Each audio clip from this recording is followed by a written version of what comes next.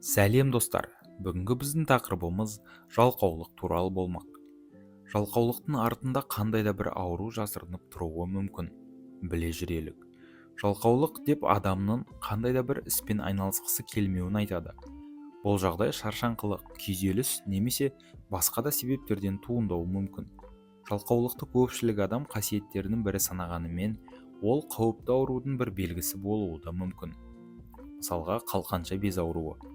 Қалқанша без зат алмасуды реттейтін ағзадағы басты бездердің бірі. Оның қалай жұмыс істеуі адамның сырт келбеті мен хал жағдайына әсер етеді.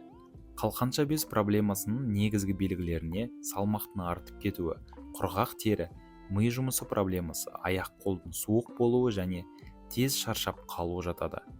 Тіпті бұл кезде адам ұйқысын қандырған болса да және ауыр жұмыс жасамаса да жалқаулануы мүмкін. Жүрек қан тамырлары ауруы.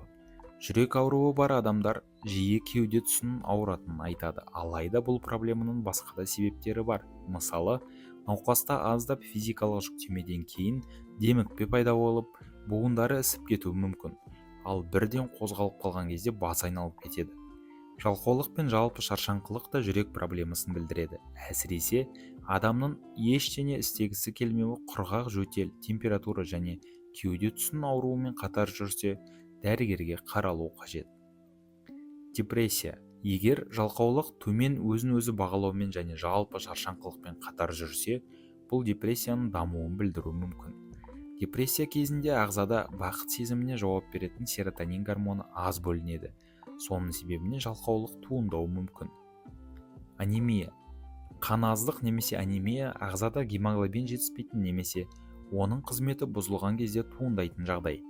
Анемияның негізгі белгілеріне терінің бозаруы, жиі бас айналу және жалпы шаршаңқылықты жатқызады. Сондай-ақ ашуланшақтық пен жалқаулық қатар жүреді. Қант диабеті. Үнемі шаршаңқылық сезіну және жалқаулық қант диабетінің белгісі болуы мүмкін. Бұл жағдайда шаршаңқылық қан айналымынан ағза жасушаларына жеткілікті қант жетпейтіндіктен туындауы мүмкін.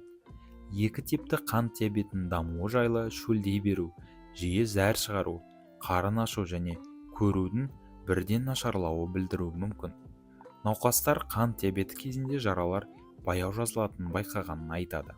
Осымен достар, бүгінгі видеомыз сіздерге өз пайдасын тигізеді деген ойдамыз.